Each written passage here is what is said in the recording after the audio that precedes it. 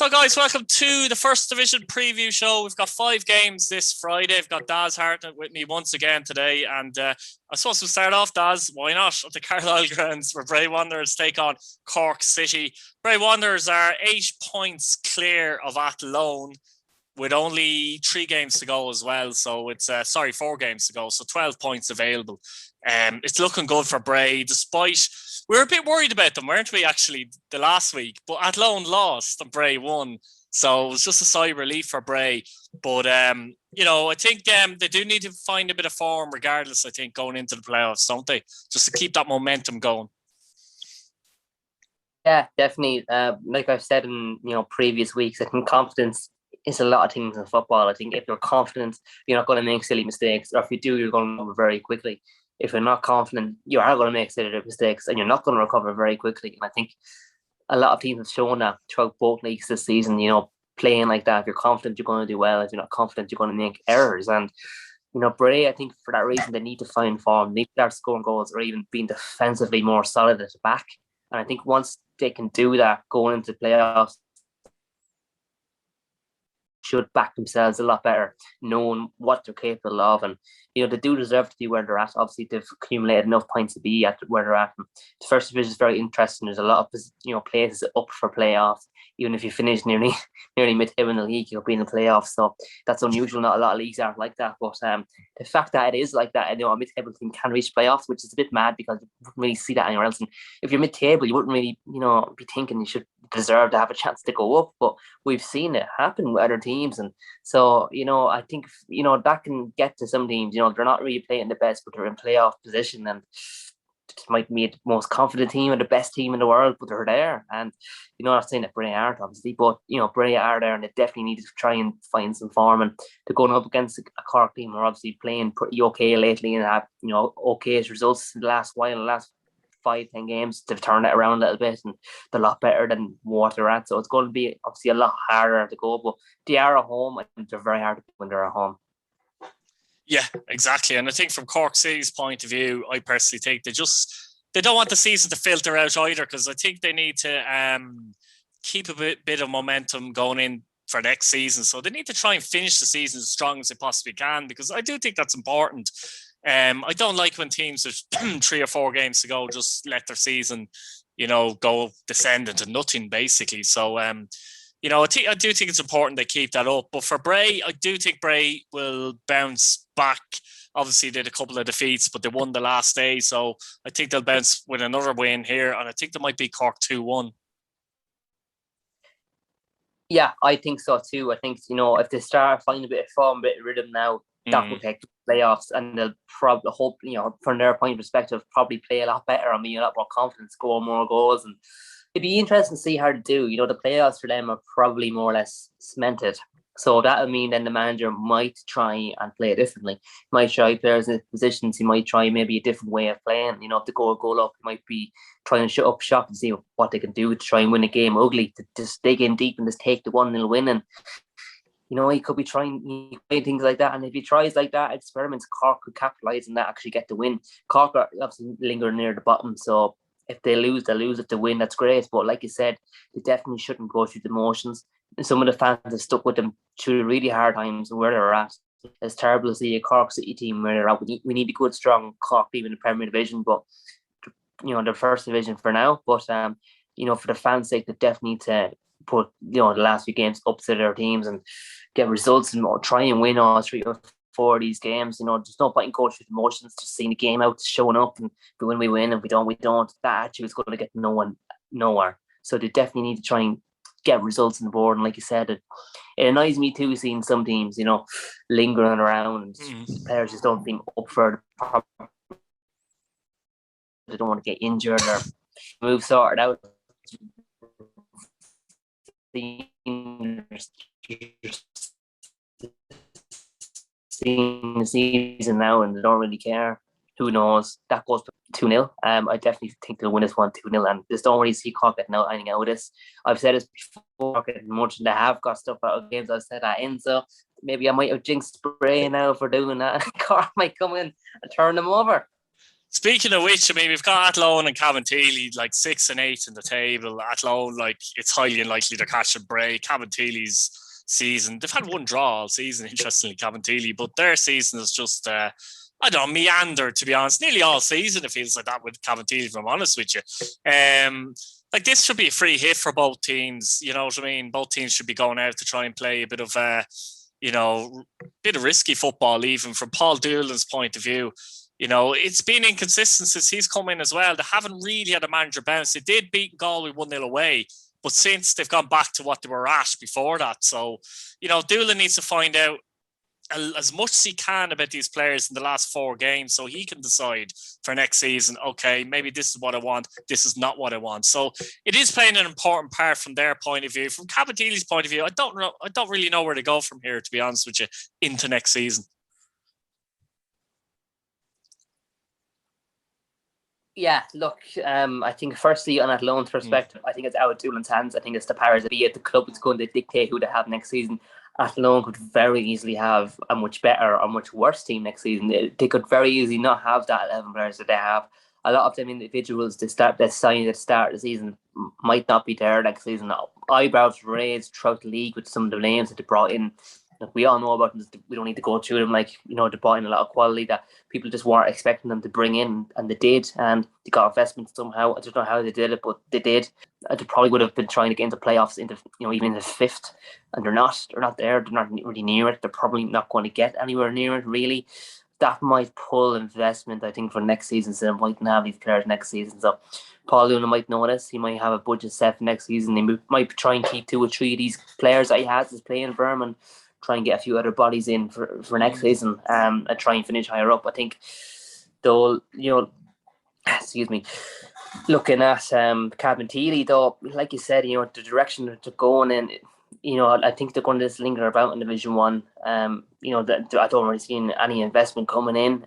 They have a few okay players. No one really sticks out individually for me, really, that's going to really move on or anything like that. But doing okay. I thought actually they might have been a bit lower this season, especially a few weeks ago, looking at where they're at when they had a very bad run of form and just couldn't see wins out. They were going 1-0 up. They're conceding silly goals. Some of the goals they're conceding was just terrible. Like, it's training ground stuff they shouldn't be conceding. Some of the games look like training matches against other teams, and going up against teams like the likes of Galway and Sherborne, they're just poor. Like, it shows the gulf in quality in the league.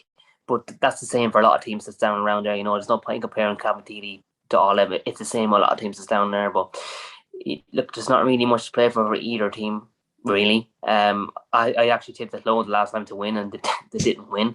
I thought they would have won. I was actually sure they definitely would have won that one, and they just didn't. So it shows how hard these games are to call. But I'm going to go with a draw this one. I think it's going to be a 1-1. I don't think it's going to be a spectacular game. It wouldn't surprise me if there's a few, mixed goals in this, corners, set pieces, stuff like that. But nothing wrong with them either. But I just don't really see any real quality going to be in this game. I think it's going to be a 1-1 draw, and that's going to be in. They're going to move on into the next game then. Yeah, I think Athlone will win it actually 2-1. I think they might have a little bit more hunger because of Doolan's there, and 1 or 2 players might feel they're really playing for their futures.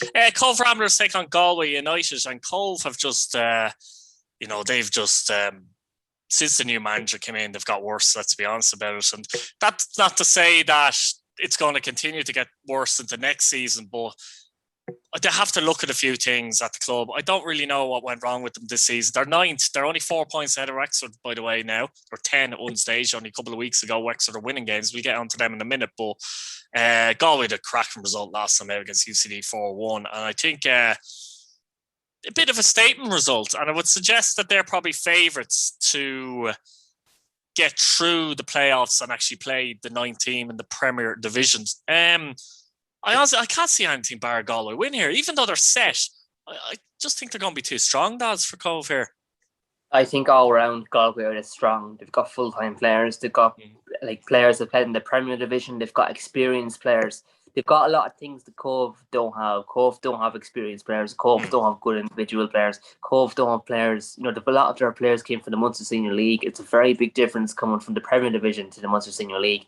With respect to Cove on that, and not by no means dogging Cove whatsoever. As I said before in previous shows, I've been to Cove many times, and I really like Cove, and there's a lot of good people down there. But they don't really have a budget. They're playing on an amateur status, I believe. They have a few players getting expenses, so the golfing quality and money and investment is completely different. So they are where they're at, where they're expected to be at. But like you said, they were at one stage 10 points ahead of Wexford, and in my opinion, I would have said they were a lot better than Wexford. But Wexford have, I don't look. We'll touch on them in a while, but they obviously have recruited better players, and I think that's why Wexford have kind of climbed up in the table. Whereas Cove didn't really bring anyone in of any real quality. They didn't really chance anyone from any other team. Obviously, I think where they're based makes it more difficult as I well. was going to say that. Like, could you imagine Cove getting Moylan and Robinson, players like Wexford? Yes. Be more difficult to bring them down to Cove, wouldn't it, from those Dublin clubs, for example? Even players coming from Treaty or that, it's a bit a long trek down the Cove, and they're just unfortunately where they're situated, it's going to go against them unless they're to get investment to be able to pay. Lovely area, though, I must say.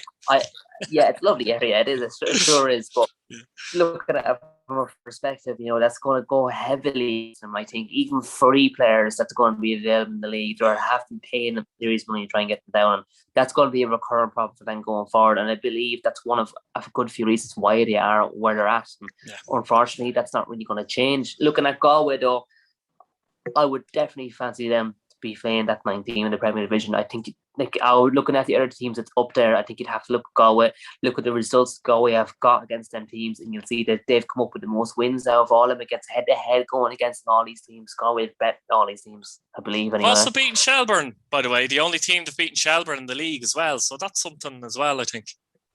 Yeah, it definitely is. Like, they're the only team that actually beat Shelburne. Obviously, that shows how strong Shelburne are. But Galway would have to back themselves strongly against Cove highly. I actually wouldn't be surprised if Galway would make a lot of changes. Like, why not? I probably would make a lot of changes going into this one. I'd probably give my second Tory a run. I'd give the younger players a run.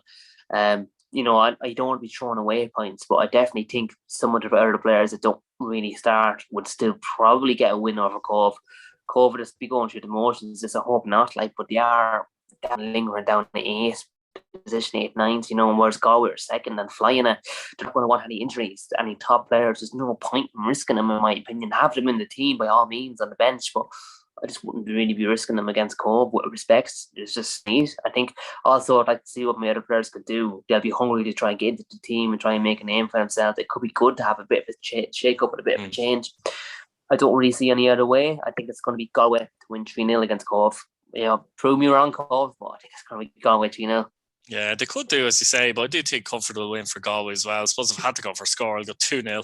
Shelburne take on Treaty United at Talca Park, and there could be a party at Talca Park because, a win for Shelburne guarantees to win the league. It's possible that they could draw and lose, by the way, and still actually win the league. Like, they're going to win the league anyway, but they'll want to try and get it done, won't they, as quick as possible, especially in front to their home crowd, Talca Park. I'll actually be at Talca Park for this one as well, so I'm looking forward to that, to seeing how good I think maybe Shelburne are in comparison to some of the Premier Division teams, and actually to have a look at Treaty as well. So I'm looking forward to seeing them play as well. But you get the feeling if anyone could spoil a party, it would be Treaty, wouldn't it? They've actually drawn with Shelburne a couple of times this season already, by the way. Shelburne haven't beaten them, I believe, this season. So that's the thing. That's mad. But like you said, though, Shelburne don't really need to win the game, so they could win and still be Carnival champions, which would be mad. That'd be a real way to kind of win a league. You lose in the next minute. You get word that you won the league. You're waiting to hear results. Mind you, to take it anyway, but yeah. That'd be really intense. You're waiting the results to come in, but definitely won't want to be in a position like that. You can't put yourself in a position where you're waiting for someone else to try and get over the final whistle, get over the line, so you secured the league. You want to win it at the soonest time possible, don't you? Really, yeah.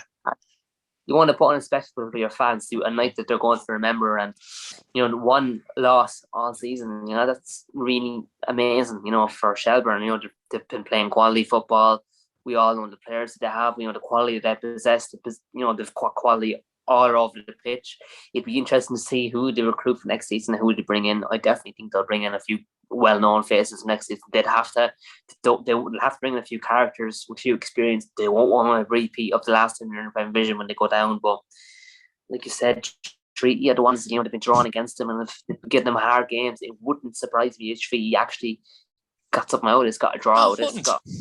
it wouldn't surprise me whatsoever. And I think the fact too that Shelburne know if they win, they've won the league. That it'll be a bit of a monkey on the back for that night. There'll be a lot of pressure going into this game because they're going to want to win this. For sure they're going to want to win this, and Three are going to want to spoil this for sure. They're definitely going to want to win and make sure Shelburne don't win the league that night. So not at their expense, yeah, absolutely. I actually probably would go with 3-1 doggy draw. I think it's going to be a hard game for both teams. Shelburne will be playing under pressure, but they don't really need to win the game to win the league. It's going to be great to have a Shelburne back up in the Premier Division. They're obviously an excellent club with excellent background and so much history, and it's great to have him back. They were too big of a club to be in Division 1, and it's going to be great to have him back, playing against the likes of Bows, like the Shamrock Rovers, like the Pats. It's going to be excellent to have them up. Excellent. Eve Mars doing an excellent job there, so I'm delighted that they're going to be back. But yeah, it's going to be an interesting game. I think it's going to be 1-1 draw for Treaty. With Treaty. I know what you mean. Yeah, I think Shelburne will pinch it 1-0. I wouldn't be surprised. Last 5 minutes they win it and they win the league that way. Wexford and UCD, the final game of the weekend. All of Friday night, by the way. But it mentioned that as well in the first division. Wexford have been in really good form lately. Even the defeat in the cup defeat the Pats, they weren't dreadful or anything like that. They looked better than they have been, but a very good win last week as well. Coming up against the UCD side, surprisingly, we lost 4-1 actually against Galway. So you'd like to think UCD will want to hit back in this game. Two sides are extremely young. We all know that as well. I can see a very open game of football here, but I think if it turns into a bit of a basketball match, in terms of end to end, I think it might. I think UCD probably have a bit too much, but it could be 3-2 UCD or something like that. Don't be surprised this is a high scoring game now. Yeah, absolutely. I think both teams now in the latter part of the season, obviously UCD anyway, but I think Wexford have started to play a lot better. I don't think they're not launching it long. They're trying to play the so-called right way to try and play off in the back now. They have the likes of Considine in, they've got Moylan in, they've got Robinson, they've got a few very good players. Obviously, Jimmy the Cork experience of Fitzgerald, you know what I mean, and Jack Doherty in the middle of the park as well. So they're trying to get a nice blend there, and it's not bad at all. At this minute in time. It's just a pity, they're last in the league. That is a pity. And, going into next season again, like we discussed in recent weeks, not to go off too much off topic, but the likes of Moylan and all who scoring the goals with him will be gone, unfortunately. And it's hard to know where he's going to go to. But I actually would like to see if Bowes are form some kind of a link with them. Send players over to go. I tell you what, Daz, on the flip side to that, you're right though. Moylan Robinson will probably be gone, more than likely. And there's a couple others there. I don't know if they'll keep Kelly or not, who's on loan for Pats, but as well. But on the flip side, other clubs might look at them and go, hang on a second. These young players have actually done well on loan at Wexford. It's obviously a good breeding ground for these players to learn and play competitive football. Maybe we could send some of our young players to them. So they may not have Moylan and Robinson, blah, blah, blah, Kelly, whoever, next season, but they may have another batch of similar talent. And I think that's the thing as well. If they can work off that and work off what they have, they won't be as bad as this season on the whole, because they've improved. They've got better as the season goes on. It's always a good sign when you get better as the season goes on, going into the next season. And they'll still be after Cove. They'll still be trying to finish above Cove Ramblers. Yeah, definitely. And the fact that they're going playing in Division 1 obviously will give them a stepping stone in the Premier Division. And if they're not good enough then for to play in their parent club, they'll get a move elsewhere if they're good enough. And if they were to get one player from Bows, one from Rovers, one from Pats, maybe one from Shelburne, that's 4 maybe, they could get 4 good individuals that might score goals and keep goals out for them. And it might actually be, a very different season for them next season. They might end up finishing maybe third bottom. And that would be an achievement for them, and it'd be a stepping stone in the right direction for them. Obviously, like we said weeks ago, not to go too much off topic again, but the fact that they're going to lose players is obviously never good for them. But it's where they're at. It's what they're it's what they're doing at the minute. It's how they're getting players in. But they are trying to play better, and I think they actually are playing good football at the minute. They do concede 6 goals, but that'll come with time. They have no real experience reading the backs and stuff like that. But as I said, a few of the goals they conceded this season were very poor. But it's definitely a good episode, a good breeding ground for young players. And Moylan's scoring a lot of goals this season for them. been very impressed with him, and he's going to come back as smashing better, much better player than what he was at. And it's at Wexford, they'll have to play different positions. They've had to fill gaps in the pitch. You mightn't be a right midfielder, but you might be the best right midfielder available on the day, and you're going to be quarters of injury. So they're going to learn, so it's very good learning ground for them. But sheer credit to Wexford. I'm delighted that they're still going in Division 1, and I hope really do still go. And hopefully next season Bowes will send more players to them, because it's excellent that they're playing. I think looking at the game though, UCD certainly will have a lot more quality. We all know the players that they have. They've had a few very good players, especially players away underage with Ireland. If you're going away Ireland underage and you're in Division 1, you're obviously a quality player in your league and probably shouldn't be there. And I do think that players, that we all know, will be gone probably next season. UCD lose a lot of players, but definitely think it'll be a high scoring game. Both teams will be going at it. UCD obviously in the playoffs. That's not going to change. They're not going to fall off the wagon. They're not going to finish out playoffs. It's great to see them in the playoffs. I don't think they'll go up. I don't think they'll be the team playing ninth. But hopefully next season they might go up again. It's great. UCD are a very good footballing team. I love them when they're in the Premier Division. It's a game that you're always sure you can get to as well, because they're in Dublin, and I think it's all the available. They're obviously a college team, but I think, I do think this is a high scoring game. I think it'll actually be 2-2 draw. I'm going to go a draw this. I'm going to go Milan to go for Wexford anyway. This is going to finish 0-0 now, isn't it? Right, guys, we'll leave it there. Please subscribe if you haven't subscribed. Hit your bell notification button so you can keep up to date with the videos. Like the video and let us know what you think in the comments below. And thanks for watching. Cheers, Daz. Brilliant.